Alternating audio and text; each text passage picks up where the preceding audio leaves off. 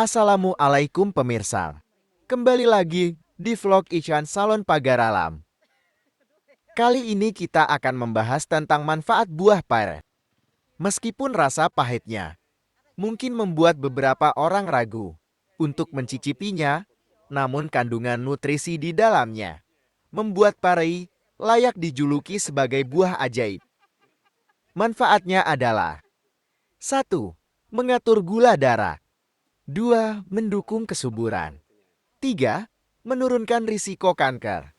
4. Mencegah sembelit. 5. Pengobatan asam urat. 6. Menyehatkan sistem pencernaan. 7. Meningkatkan sistem imun. 8. Meredakan asam lambung. 9. Menurunkan berat badan. 10. Menurunkan kadar kolesterol. 11. Menjaga kesehatan jantung. Cara menghilangkan rasa pahit pare.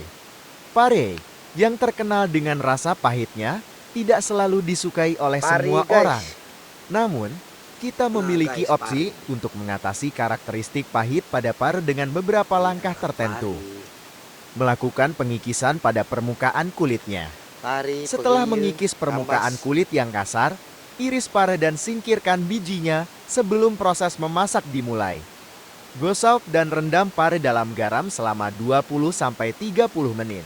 Setelah itu, bersihkan dan pare siap dimasak tanpa rasa pahit yang terlalu berlebihan. Demikianlah ulasan tentang manfaat pare untuk kesehatan dan cara menghilangkan rasa pahitnya.